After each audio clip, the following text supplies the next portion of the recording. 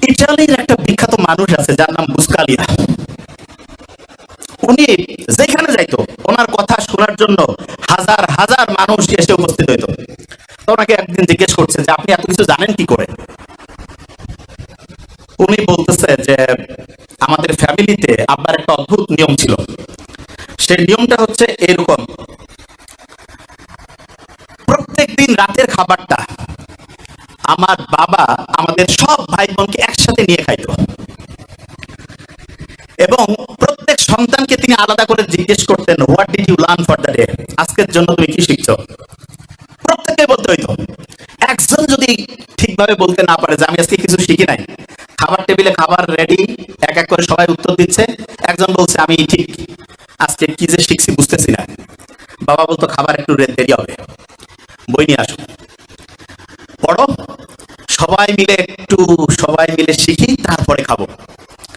বুসকালিয়া বলতেছে যে আমরা যখন ছোট ছিলাম আব্বার এই অদ্ভুত আচরণে খুব বিরক্ত হইতাম যে কি টর্চার শুরু করছে আমাদের।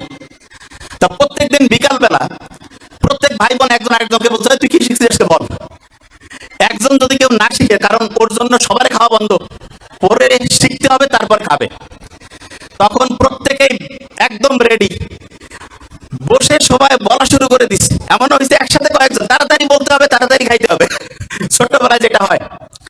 আমি অভিভাবকদেরকে বলবো আপনি আপনার সন্তানের জন্য একটা কাজ করেন, জাস্ট ওয়ান। সেটা কি? প্রত্যেক দিন সে কি শিখছে সেটা আপনি শোনার চেষ্টা করেন, প্রত্যেক দিন কি শিখছে সেটা শোনার চেষ্টা করেন।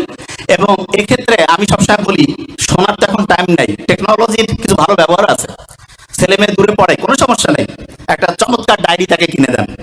ডায়েরিতে বলেন যে প্রত্যেক দিন বাবা তুমি আমাকে হচ্ছে ডায়েরিতে এই যে এরকম করে লিখে দিবা, তোমার 30 দিনের জন্য মান্থলি ধরো বরাদ্দ 10,000 টাকা, প্রত্যেক দিনের ডায়েরি লেখার জন্য তুমি 300 টাকা পাবা। মাসে যদি তুমি 20 দিন ডায়েরি জমা দাও 6,000, 4,000 নাই, কিছু করা লাগবে না। ছোট্ট মানুষ তো, সে চিন্তা করবে আমার এই টাকাটার দরকার আছে, ঠিক না? তুমি ডায়েরি লিখে দিবা না, তোমাকে কিছু করতে হবে না, ওকে ফাইন, দেখা যাবে তুমি 4,000 টাকা কম পেয়ে কিভাবে চলো। এবং এটা রেগুলার করতে হবে। আমার ছোট ভাই ওইখানে আছে, ডক্টর নোবেল, তারা যখন কলেজে পড়তো আমি ওদেরকে রসুন আর গরুর মাংসের ঝোল দিতাম।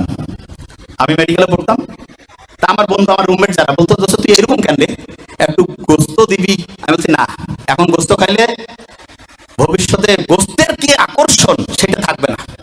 এই জন্য অনেকে আছে সন্তানকে সবকিছু দিয়ে দেয়, মোটেই না।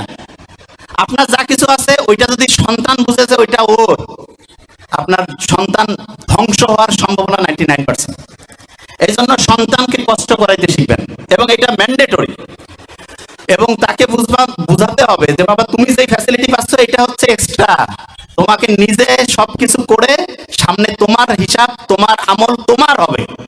আমার এখানে যেটা আছে এটা যে তুমি পাচ্ছ এটা তোমার এক্সট্রা দিচ্ছি তোমাকে। এবং সত্যিকার অর্থে সন্তানকে আমরা যেভাবে মানুষ করবো সেরকম হবে আশা করছি। এবং অভিভাবকদেরকে বলবো প্রত্যেক দিন ডায়েরি রাইটিং ম্যান্ডেটরি করুন। Thank you so much. আসসালামু আলাইকুম।